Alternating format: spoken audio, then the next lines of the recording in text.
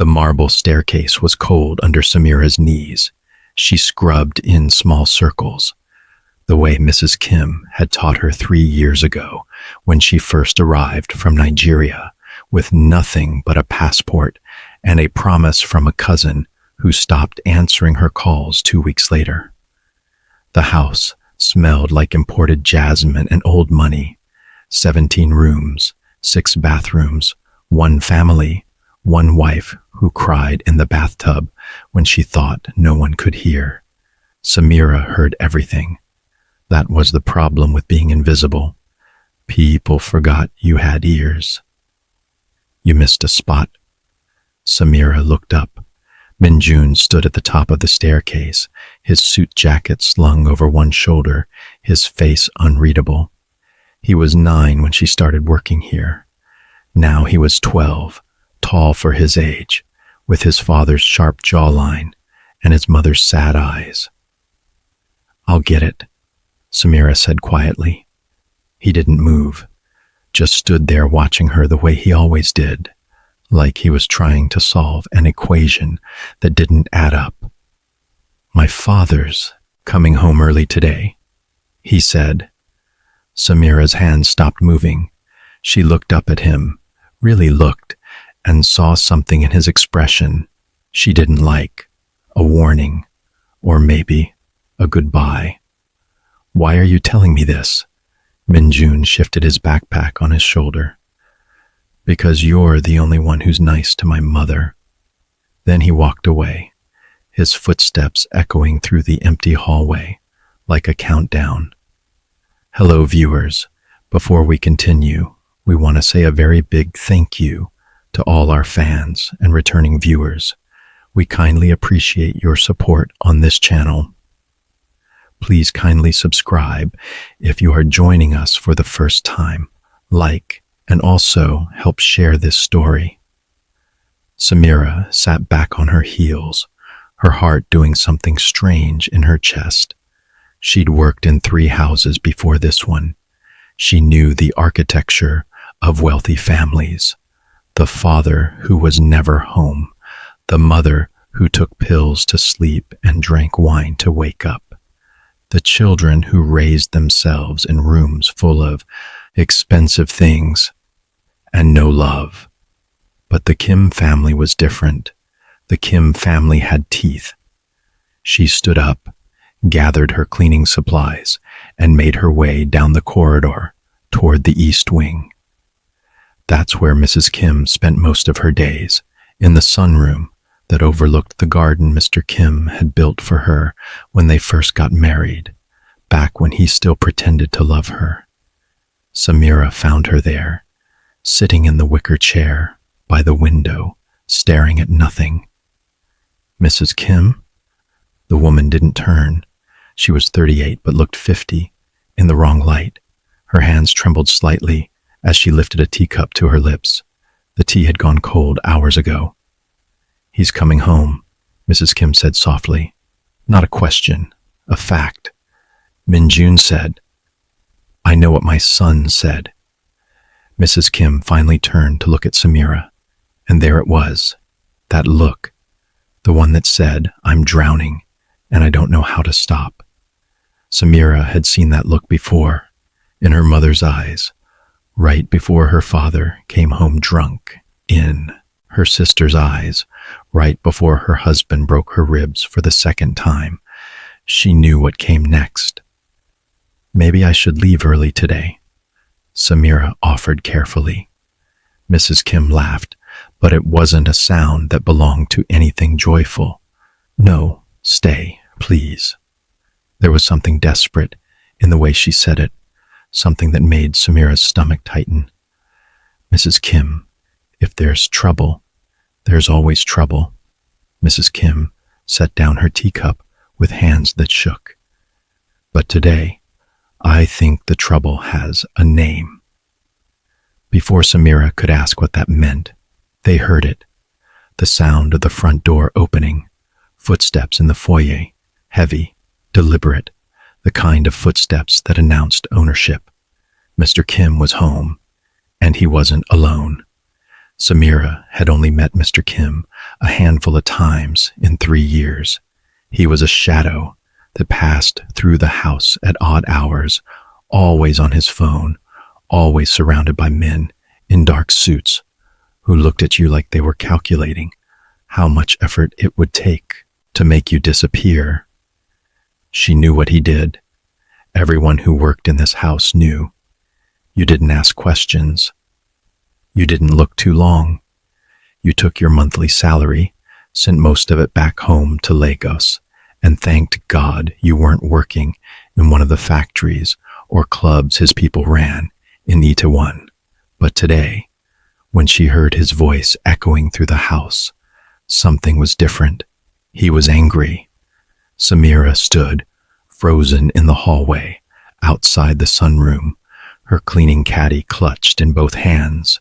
Mrs. Kim hadn't moved from her chair, but her spine had straightened. Her hands had stopped shaking. "Stay here," Mrs. Kim whispered. "Mrs. Kim, stay." Then she stood up and walked out of the sunroom like a woman walking toward her own execution. Samira should have left, should have gone downstairs to the kitchen, pretended she didn't see anything, didn't hear anything. That's what the other staff did. The cook, the driver, the gardener who only spoke enough Korean to say yes and sorry. But Samira had never been good at minding her own business.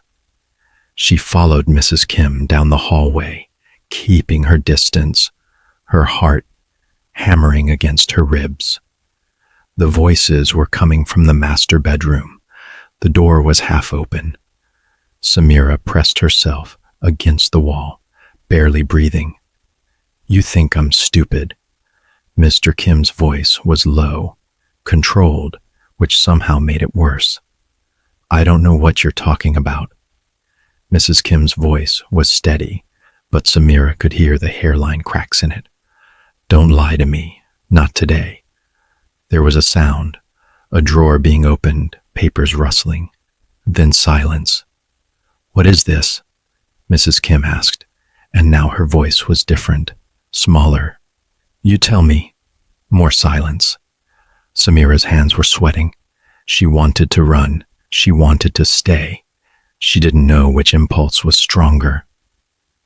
"This isn't what it looks like," Mrs. Kim finally said. Mr. Kim laughed. It was the kind of laugh that didn't have any warmth in it. "No? Then what is it?" "I was going to tell you." "Tell me what?" "That you've been stealing from me, that you've been moving money out of our accounts for 6 months, that you've been planning to leave." Samira's breath caught. She pressed harder against the wall, making herself smaller. "I wasn't stealing," Mrs. Kim said, and now there was something sharp in her voice, something that had been buried for a long time. "That money was mine, from my father's estate. You had no right. I have every right. You're my wife. I'm a person." The words hung in the air like a gunshot. Then came the sound of impact, not loud, just a thud, soft and final, the sound of a body hitting expensive carpet. Samira's body moved before her mind caught up. She pushed the door open wider and saw Mrs. Kim on the floor, one hand pressed to her cheek, her eyes wide and wet. Mr. Kim stood over her, his hand still raised, his face empty of everything except cold certainty. He looked up when Samira entered. For a moment, neither of them moved. "Get out," he said quietly. Samira's mouth was dry. "Mrs. Kim, I said get out." But Mrs. Kim was looking at her now, and there was something in her eyes that Samira recognized, a plea, not for help, for witness. "Someone needs to see this. Someone needs to know." "Sir, please," Samira heard herself say. "Let me help her up." Mr. Kim moved fast, faster than a man his age should move. His hand closed around Samira's wrist, tight enough to bruise, and he pulled her close enough that she could smell the cigarettes and cologne. "You work for me," he said, his voice barely above a whisper. "You see nothing, you hear nothing, or you go back to Lagos in a box. Do you understand?" Samira's heart was trying to escape through her throat. She nodded. He released her wrist and turned back to his wife. "Get up." Mrs. Kim stood slowly, unsteadily. Blood trickled from the corner of her mouth. She wiped it away with the back of her hand, staining her white sleeve. "Go to your room," Mr. Kim said to her, like she was a child being punished. "We'll finish this conversation later." Mrs. Kim walked past Samira without looking at her. Her footsteps were silent on the carpet. When she reached the door, she paused. "Thank you," she whispered. So quiet, Samira almost didn't hear it. Then she was gone. Mr. Kim turned to Samira. "Clean this up." He gestured at the papers scattered across the floor. Bank statements, transfer receipts, evidence of a woman trying to buy her own freedom. Samira knelt down and started gathering them with shaking hands. Mr. Kim watched her for a moment longer, then walked out, his phone already pressed to his ear, speaking rapid Korean to someone on the other end. When she was alone, Samira sat back on her heels and stared at the papers in her hands. Numbers, dates, account names, and at the bottom of one receipt, in small handwriting, Seoul Women's Shelter, Emergency Fund. Mrs. Kim wasn't just trying to leave, she was trying to disappear. That night, Samira couldn't sleep. She lived in the staff quarters. Behind the main house, a small room with a narrow bed and a window that looked out at the garden. The other staff had their own rooms, but they mostly kept to themselves. No one wanted to know each other's stories. It was safer that way.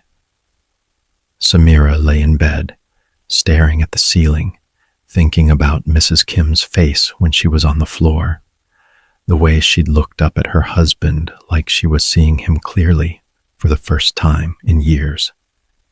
Around midnight, Samira heard footsteps outside her door. She sat up, her heart racing. The footsteps stopped. Then came a soft knock. "Samira?" It was Mrs. Kim. Samira opened the door. Mrs. Kim stood in the hallway, wearing a nightgown and a cardigan, her face pale, her eyes red from crying. "I'm sorry," Mrs. Kim said immediately. "I shouldn't have come here. I didn't know where else to go." Samira stepped aside. "Come in."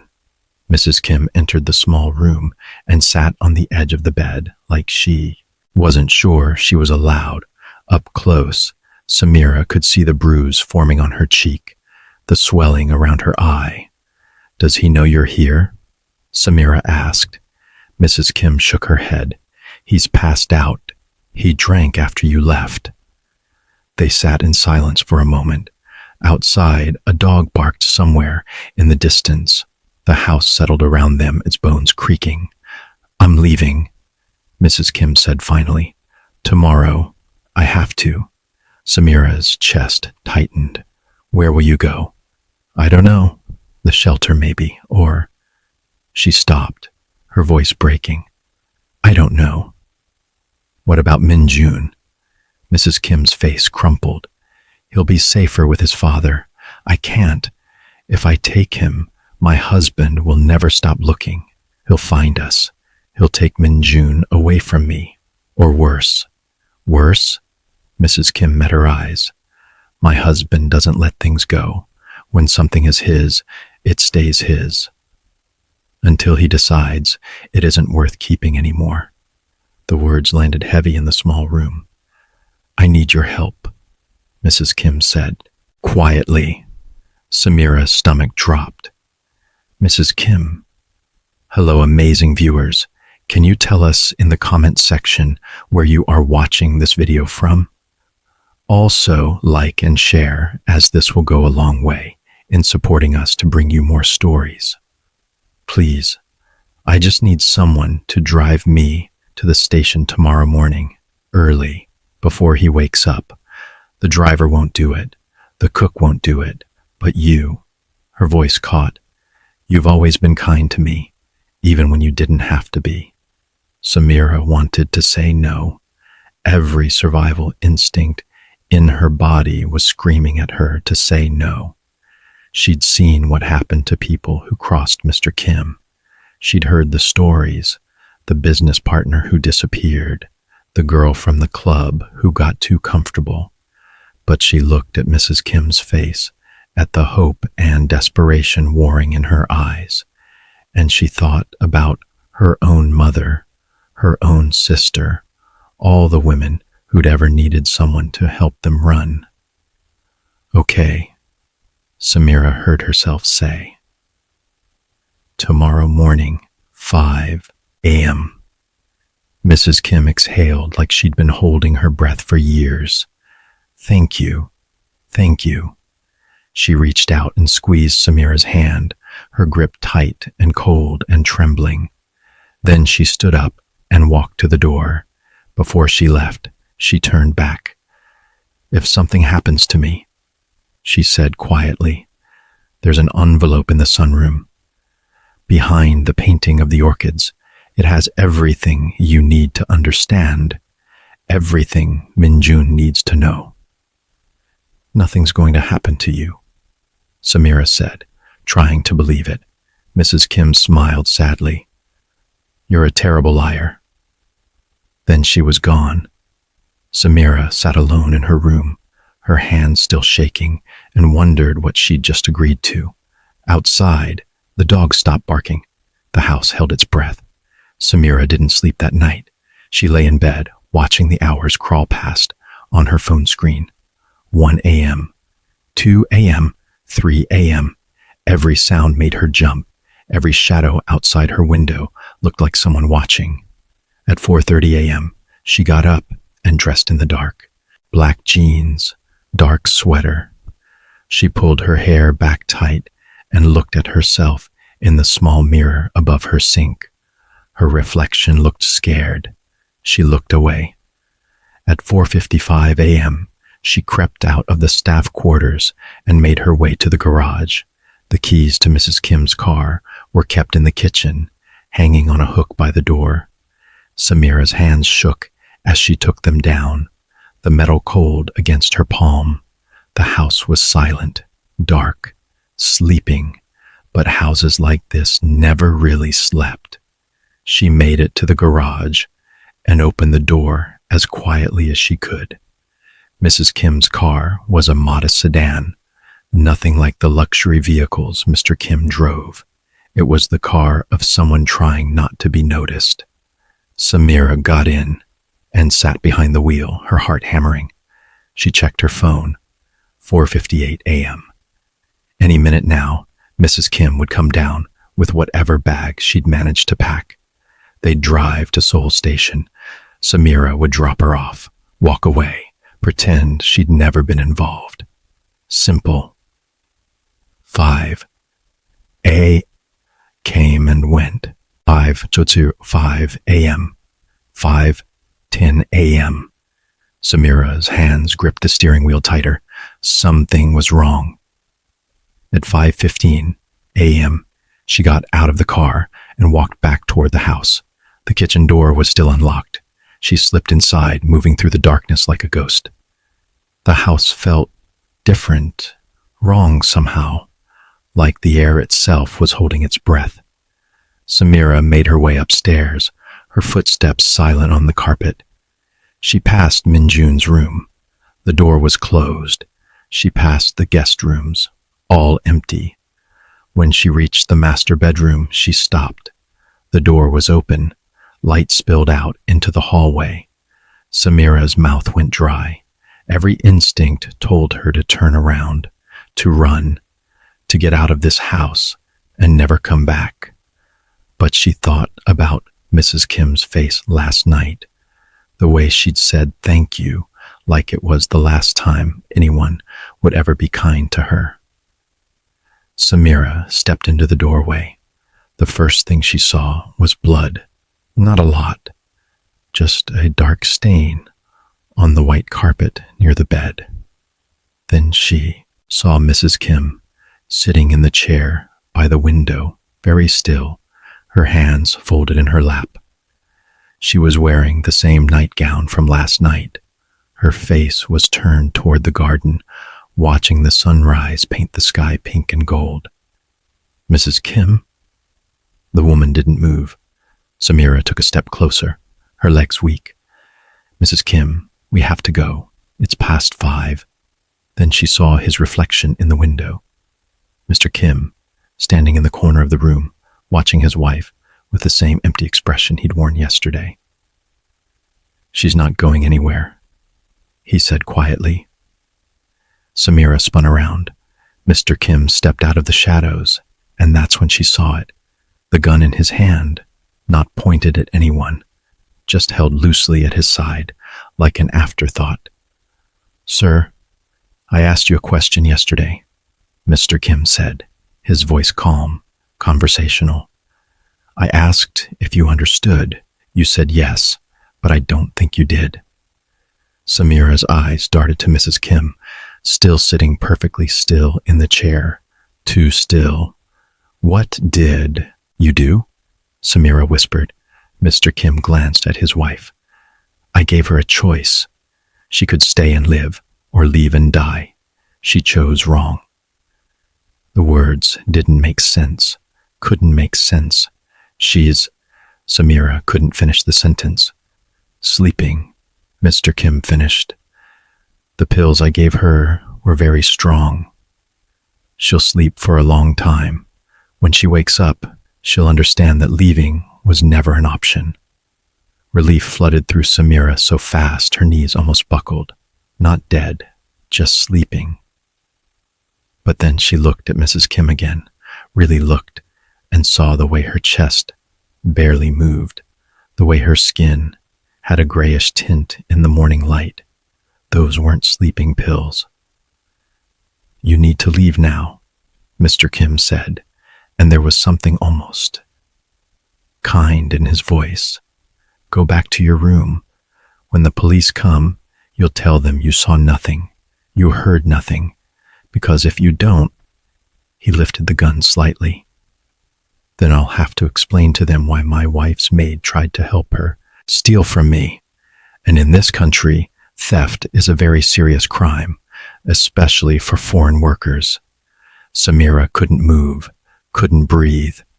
Go, Mr. Kim said again. She went. Samira made it back to her room before she started shaking. She sat on the edge of her bed, her hands pressed over her mouth, trying to hold in the sound that wanted to escape.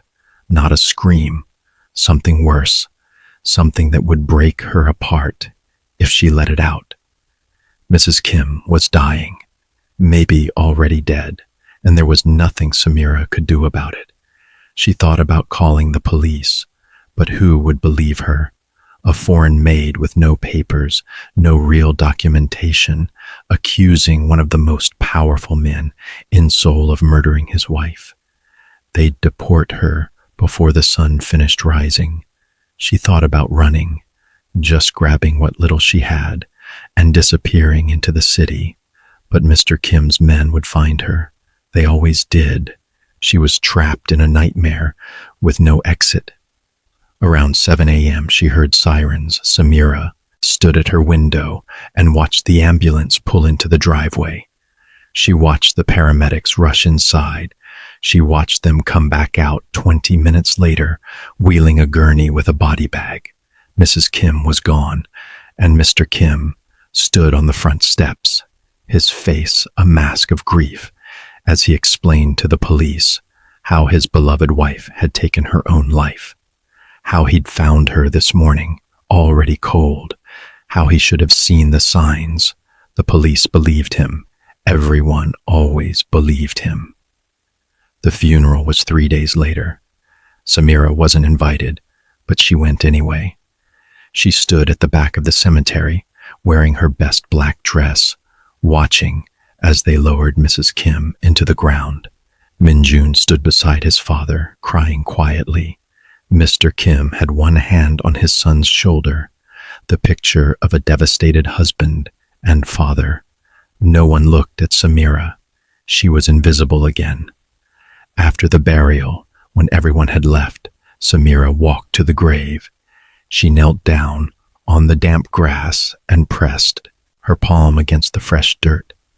"I'm sorry," she whispered. "I'm so sorry." She didn't know who she was apologizing to. Mrs. Kim, herself, all the women who'd ever needed someone to help them run and got left behind instead. When she stood up to leave, she saw Min-jun standing a few feet away watching her. They stared at each other for a long moment. His face was blank, empty, like someone had reached inside and scooped out everything soft. "You were supposed to help her," he said quietly. Samira's chest constricted. "I tried." "You didn't try hard enough." The words hit like a slap.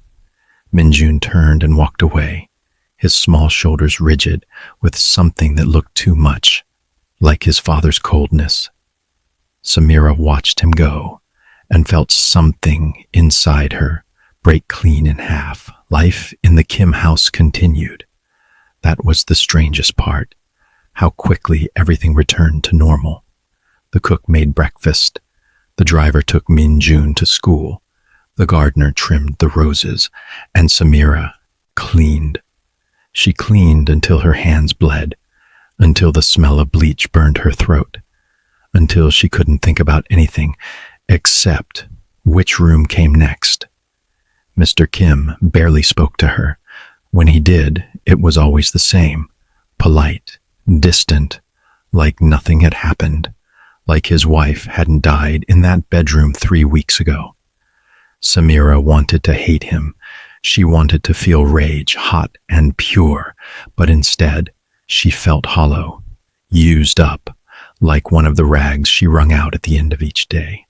She started having nightmares. Every night, she had the same dream, Mrs. Kim sitting in that chair by the window, watching the sunrise, her lips moving, but no sound coming out. Samira would try to reach her, but her legs wouldn't move. She'd try to scream, but nothing would come. And Mr. Kim would stand in the corner, watching, the gun hanging loose in his hand. She'd wake up gasping, her sheets soaked with sweat. 1 month after the funeral, Samira remembered the envelope. Mrs. Kim's words came back to her, behind the painting of the orchids. Samira waited until the house was empty. Mr. Kim was at work, Min-jun was at school. The other staff had the day off. She went to the sunroom and found the painting. It was large, expensive looking, the kind of art that people bought to prove they had culture. She lifted it carefully off the wall. Behind it was a small safe, the kind you'd find in a cheap hotel. The door was cracked open. Someone had already been here. Samira pulled it open the rest of the way. Empty. Whatever Mrs. Kim had left behind was gone. Samira sank down onto the floor, her back against the wall, and laughed. It wasn't a happy sound. It was the sound of someone realizing the punchline to a joke they should have seen coming. She'd been too late. She was always too late. 2 months after the funeral, things started to change. Mr. Kim brought home a woman. Her name was Yuna. She was 26, beautiful, with long hair and a smile that didn't reach her eyes. She moved through the house like she owned it, redecorating, replacing Mrs. Kim's things with her own. Min-jun hated her. Samira could see it in the way he looked at Yuna when she wasn't paying attention, the way his jaw clenched when she touched his father, the way he disappeared into his room for hours and wouldn't come out. One evening, Samira found him in the garden, sitting under the tree where his mother used to read. Min-jun? He didn't look at her. Go away. Samira should have listened, should have left him alone, but she was tired of walking away. Your mother loved you, she said quietly. Don't talk about her. She was trying to protect you. That's why I said don't talk about her. Min-jun stood up, his fists clenched, his face red. You don't know anything. You're just the maid. You don't belong here. You never did. The words landed hard, but Samira didn't flinch. She'd heard worse, been called worse. You're right, she said. I don't belong here, but neither did your mother, and neither do you. Min-jun stared at her, something cracking in his expression. Your father's a monster, Samira continued, her voice steady. And if you stay here, you'll become one too. Then she walked away, leaving him standing under the tree, his mother's ghost hanging between the branches. 3 months after the funeral, Samira made a decision. She couldn't save Mrs. Kim, couldn't bring her back, couldn't undo what had been done, but she could make sure people knew the truth. Late one night, after everyone was asleep, Samira went back to the master bedroom. She'd been avoiding it since that morning, but tonight she forced herself to go inside. The room had been cleaned, repainted, all traces of Mrs. Kim erased. But Samira knew houses remembered things people wanted to forget. Hi, beautiful and handsome audience. Before we continue, we want to hear your thoughts regarding this story. Please type what you think under the comments section. Do you like this story? Is there anything we can do to make it more interesting? Feel free to tell us. She got down on her hands and knees and ran her fingers along the carpet where the blood had been. The new carpet was a slightly different shade. If you knew where to look, you could see the seam where old met new. Evidence. She pulled out her phone and took pictures. The carpet, the window where Mrs. Kim had sat, the corner where Mr. Kim had stood with his gun. Then she went downstairs to Mr. Kim's office. The door was locked, but Samira had watched Mrs. Kim open it enough times to know where the spare key was hidden. Behind the antique clock on the mantel, she retrieved it with shaking hands and unlocked the door. The office smelled like leather and cigarettes. Mr. Kim's desk was neat, organized, every paper in its place. Samira sat down in his chair and started opening drawers, bank statements, business contracts, receipts for transactions that made her stomach turn, names and numbers of people who owed Mr. Kim money, people who disappeared. And then, in the bottom drawer, she found it, a file folder labeled with Mrs. Kim's name. Inside were medical records, prescriptions for anxiety medication, depression medication, sleeping pills, and at the very back, a handwritten note from Mr. Kim to his personal doctor. She's becoming difficult. Give me something stronger. Samira's hands shook as she took pictures of everything, page after page, until her phone's memory was almost full. This was it. This was proof. She was about to close the drawer when she heard it. Footsteps in the hallway. Her blood turned to ice. Samira killed the light on her phone and slid down behind the desk, her heart trying to escape through her throat. The footsteps came closer, stopped outside the office door. The handle turned. Light from the hallway spilled across the floor. Samira pressed herself tighter into the small space under the desk, barely breathing, her mind racing through excuses that wouldn't save her. Samira? It was Min-jun's voice. She nearly sobbed with relief. Nearly. She stayed silent, frozen, until she heard him step inside and close the door behind him. I know you're in here, he said quietly. I saw the light from your phone, under the door. Slowly, Samira crawled out from under the desk. Min Jun stood by the door, wearing pajamas, his hair messy from sleep.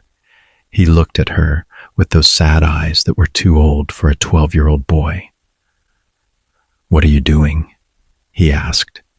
Samira's mouth was dry. I was just looking for evidence, not a question. He walked further into the room and looked at the open drawer, at the scattered papers on the desk. About my mother, Samira didn't deny it. Min Jun walked to the desk and picked up one of the medical records. He stared at it for a long moment, his jaw working. He killed her, he said finally, voice flat, empty. Didn't he? Samira wanted to lie, wanted to protect him from this truth, but she was tired of lies. Yes. Min Jun nodded slowly, like she'd just confirmed something he'd already known. He set the paper down carefully, smoothing out the wrinkles. I heard them fighting that night, he said, the night before she died. I heard my father say if she tried to leave, he'd make sure she never saw me again. She was crying, begging him. Min Jun, I should have done something. His voice cracked. I should have helped her. You were a child. There was nothing you could do. He looked at her, and in his eyes she saw something she recognized. Rage, pure and cold and focused. I'm not a child anymore. Those words hung in the air, between them heavy with meaning. What are you doing with those pictures? Min Jun asked. Samira hesitated. I'm going to give them to the police, to someone who will listen. Min Jun laughed bitterly. The police work for my father. They all do. Everyone in this city knows who he is, what he's capable of. Then I'll go to the media. You'll disappear. Min Jun's voice was hard now. Just like the others, my father doesn't leave loose ends. Samira knew he was right, but she also knew she couldn't stay silent. I have to try, she said quietly. Min Jun studied her for a long moment. Then he walked to the filing cabinet in the corner and pulled out a key from his pocket. He unlocked the bottom drawer and reached inside. When he turned back, he was holding a USB drive. My mother gave this to me a week before she died, he said. She made me promise not to tell anyone, not even her. She said if something happened to her, I should wait, grow up, get strong, then use it. What's on it? Everything. Financial records, video recordings from the house security cameras my father thought he'd deleted, audio files, names, dates, everything you'd need to destroy him. Samira stared at the small device in his hand. It looked so ordinary, but she could feel the weight of what it contained. Why are you giving this to me? She asked. Because I can't do anything with it. Not yet, but you can. Min Jun held out the USB drive. Take it, hide it, and when the time is right, burn everything he's built to the ground. Samira took the drive with trembling fingers. It was warm from being in Min Jun's pocket. He'll know it was me, she said. Probably. He'll kill me. Maybe. But my mother's dead because no one was brave enough to stop him. Are you brave enough? The question hung in the air, like a challenge. Samira thought about Mrs. Kim's face last night, the way she'd said, "Thank you," like it was a prayer. She thought about all the women who'd come before, all the women who'd been swallowed by powerful men and never heard from again. Yes, she said, I am. Min Jun nodded. Good. Now get out of here before my father wakes up. Samira moved toward the door, then stopped. What about you? I'll be fine. He needs me. The heir to the empire. Min Jun's smile was cold. But when I'm old enough, strong enough, I'm going to finish what you start. I'm going to watch everything he's built collapse, and then I'm going to walk away and never look back. There was something frightening about the way he said it, so calm, so certain.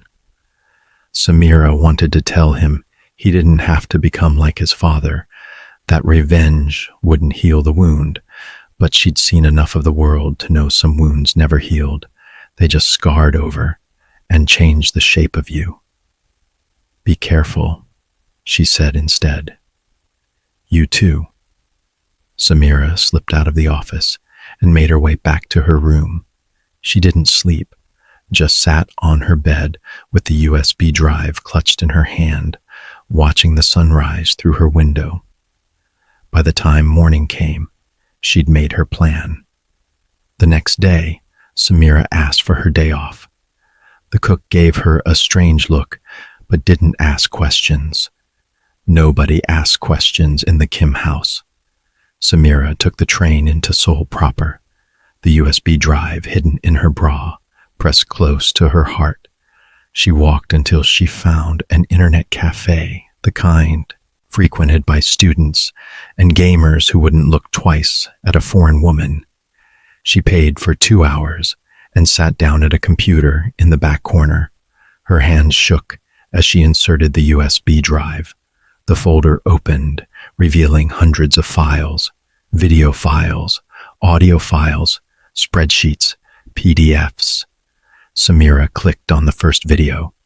It was security footage from the house, dated 2 years ago. She watched as Mr. Kim entertained guests in his office, men in expensive suits. They drank whiskey and laughed. Then the tone shifted. One of the men said something about a shipment that had gone missing. Mr. Kim's expression went cold. The video cut out. The next video was dated 3 days later. It showed the same man being dragged out of a car by Mr. Kim's security. The man was begging, crying. The video cut out again. Samira felt sick. She clicked through more files, bank transfers, showing money laundering operations, photos of properties Mr. Kim owned across the city, some of them barely disguised, brothels, recordings of phone calls where he casually discussed bribing politicians, silencing witnesses, making problems disappear, and then she found the folder labeled wife. Her finger hovered over it for a long moment before she clicked. Inside were dozens of recordings, Mr. Kim and Mrs. Kim fighting, him threatening her crying, pleading, video footage of him following her when she left the house, documenting her every move. The last file was dated the night before Mrs. Kim died. Samira clicked it. The footage showed the master bedroom. Mrs. Kim was packing a small bag, moving quickly, quietly. Then the door opened. Mr. Kim walked in. "Going somewhere?" he asked. Mrs. Kim froze. "I was just..." "Don't lie to me. I've been watching you. I know about the money, the shelter, your pathetic little plan. Please, let me go. I won't tell anyone anything. I just need to leave." "You're not leaving. You're never leaving." The video showed Mr. Kim pulling out a pill bottle, forcing his wife to take them, holding her down while she struggled, choked, went still. Then he sat beside her body and called for his personal doctor, the same doctor who would later sign the death certificate stating suicide by overdose. Samira watched the whole thing, tears streaming down her face, her hands clenched into fists. When it was over, she sat back in the chair and stared at the screen. This was it.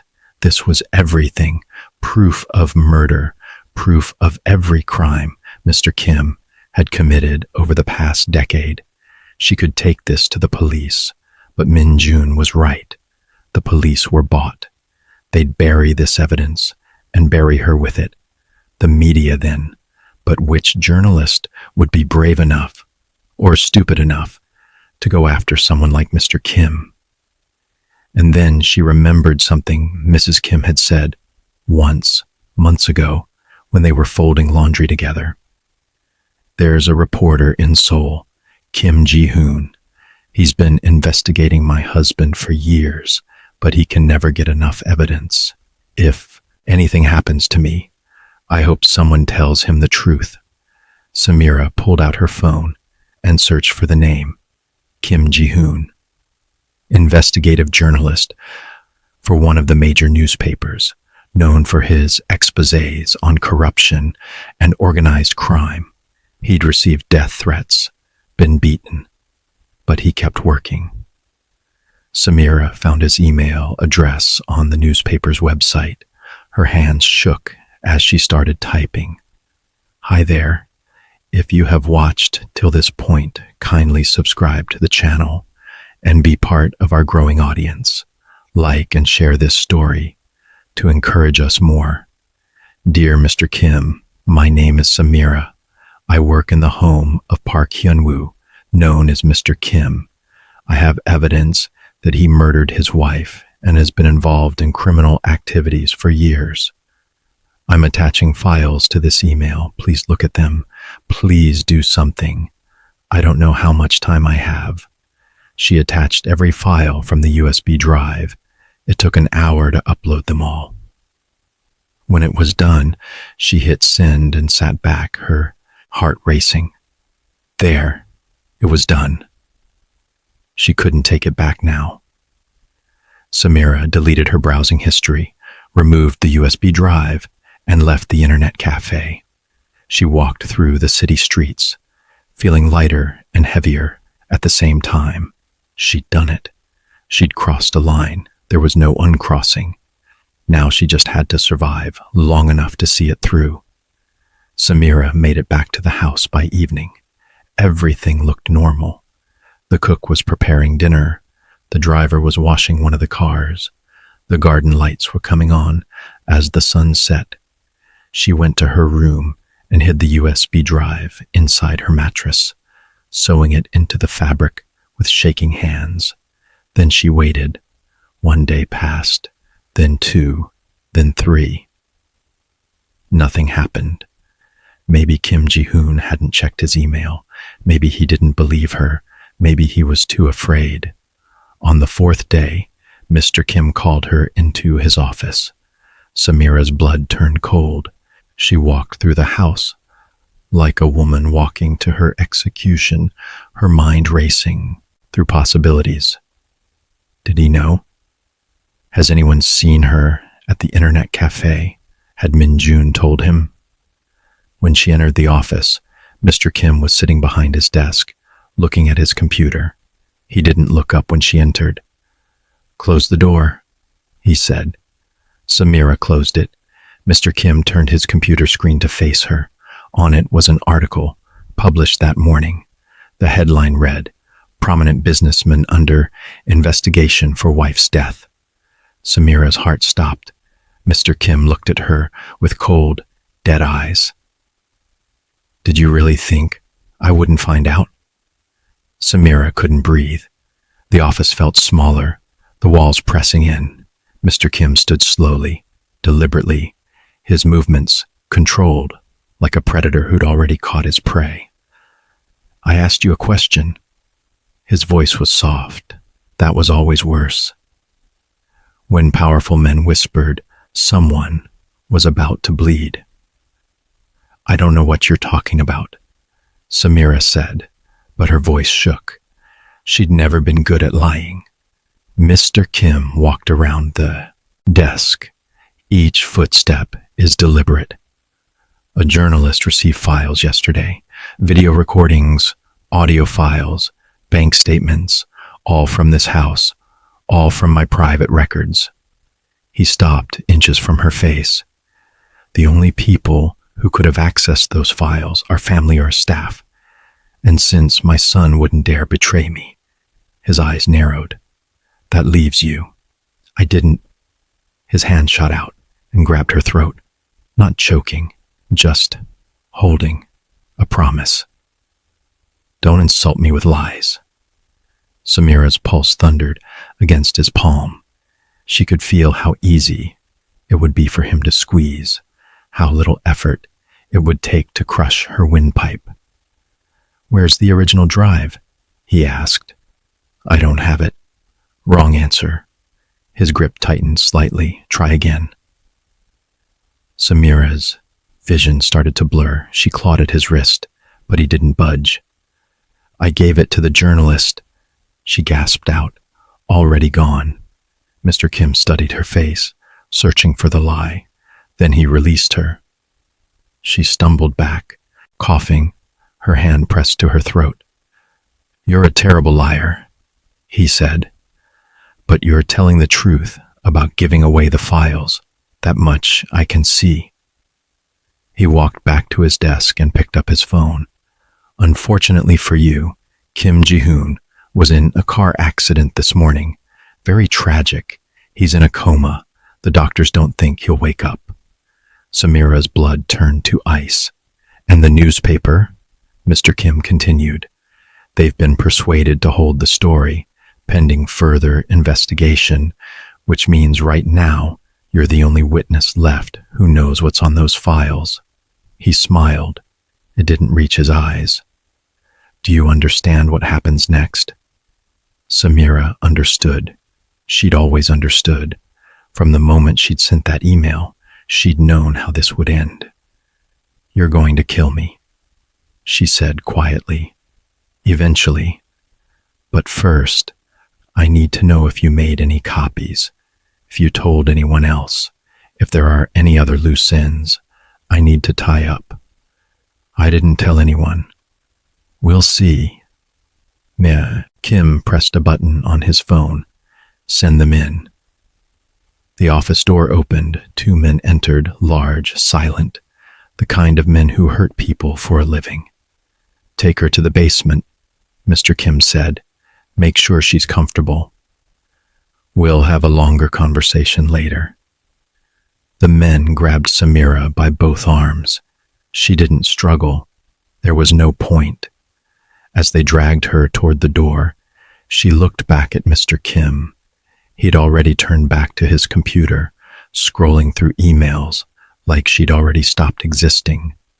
The basement of the Kim house was not a place for storage. It was a place for things Mr. Kim wanted to forget. The men shoved Samira into a small room with concrete walls and a single chair bolted to the floor. They zip-tied her wrists to the armrests and her ankles to the legs. Then they left, locking the heavy door behind them. Samira sat in the darkness, her heart racing, her mind spinning. She was going to die here. No one would hear her scream. No one would come looking. The cook would assume she'd quit and run away, like so many maids before her. The driver wouldn't ask questions. Min-jun would know. But what could a 12-year-old boy do? Time stopped meaning anything. Minutes or hours could have passed.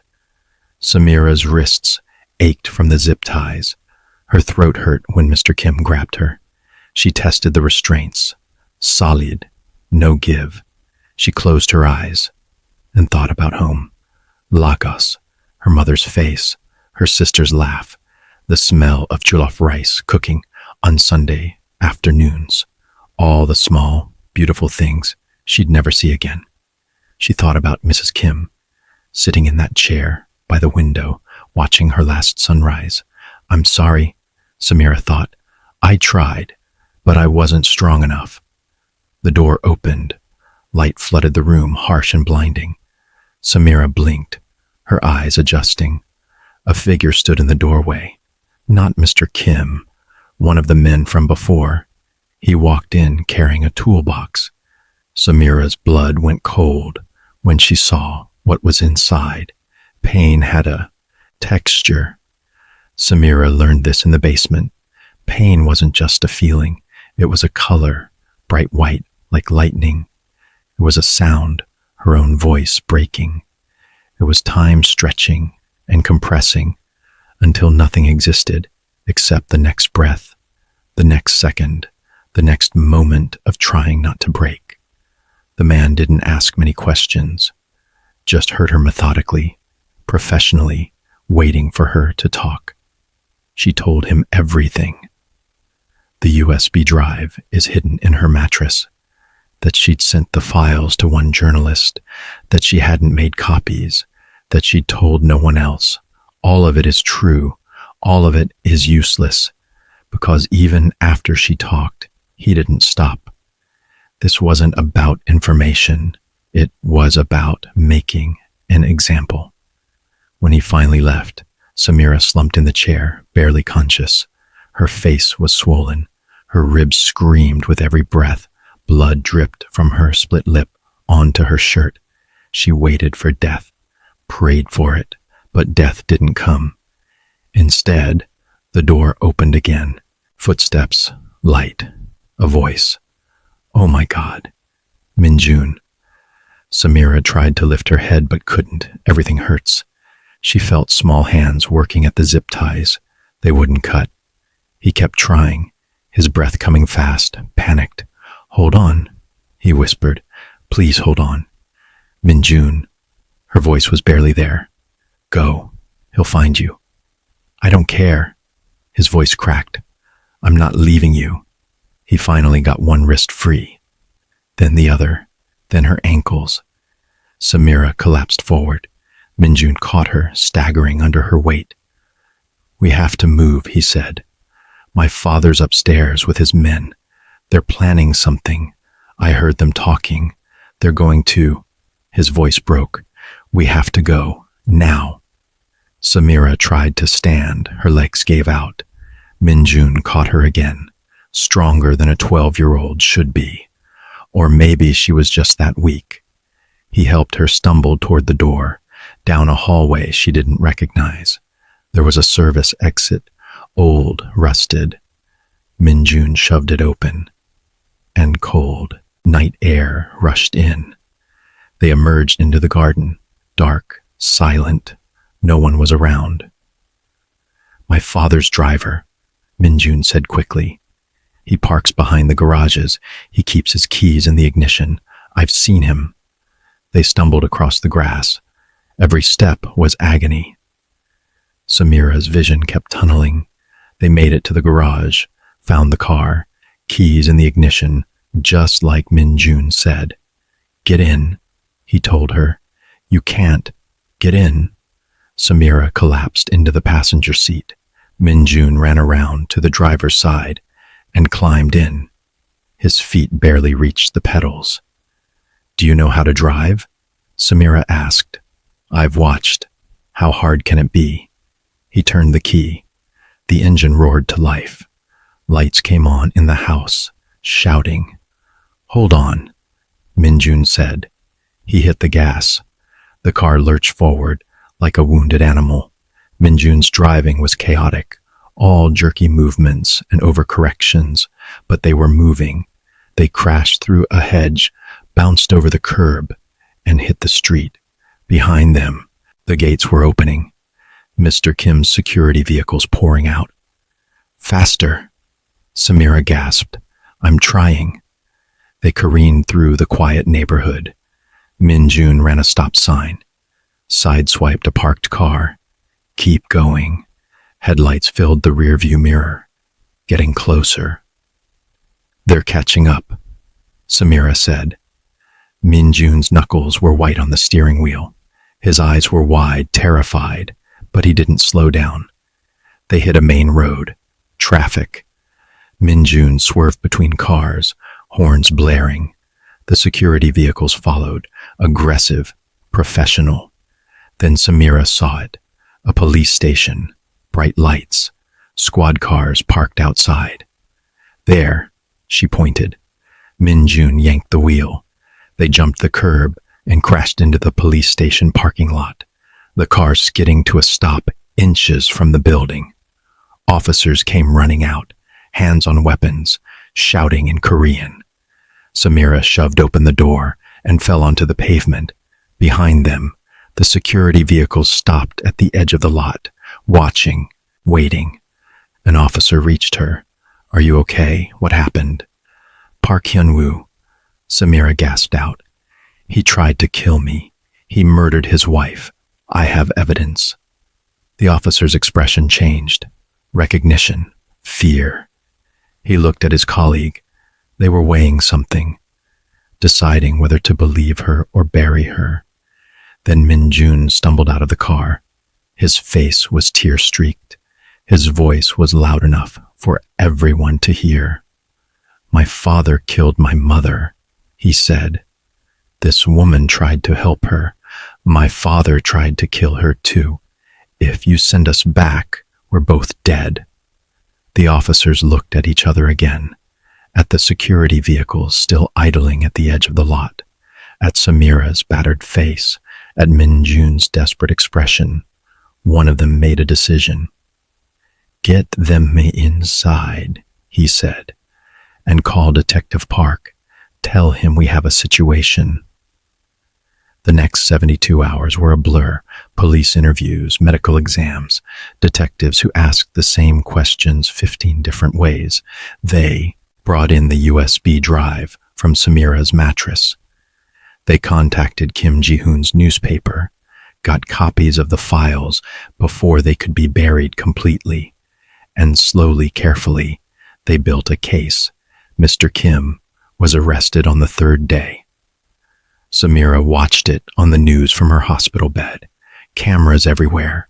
Mr. Kim in handcuffs, his face blank as they put him in a police car. His lawyers are already swarming. His empire is already mobilizing to save him. But this time, the evidence was too strong. The video of him murdering his wife, the financial records, the testimony from Samira, from Min Jun. There was no way to bury it all. The trial took 8 months. Samira had to stay in Seoul the whole time. The police put her in protective custody, a small apartment in a district far from the Kim house. She wasn't allowed to leave without an escort. Min Jun was placed with his maternal grandmother. Samira visited him once a week. I watched him grow quieter, harder, older. When the verdict came back, guilty on all counts, including murder, Min Jun didn't cry, didn't smile, just nodded once, like checking something off a list. Mr. Kim was sentenced to life in prison without parole. It should have felt like victory. It didn't. 1 year after Mrs. Kim's death, Samira stood at her grave again. The headstone was simple, just her name and dates. Nothing about the woman she'd been, the life she'd tried to escape. I did it, Samira said softly. He's gone. He can't hurt anyone anymore. The wind moved through the trees. Somewhere, a bird sang.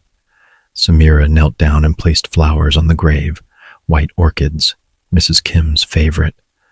I'm sorry it took so long. I'm sorry I wasn't braver sooner. Footsteps behind her.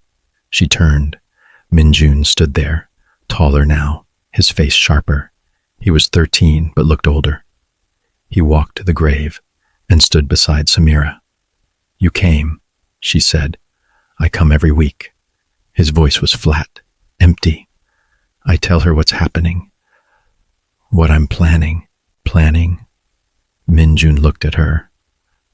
My father's in prison, but his organization is still running. His men are still out there.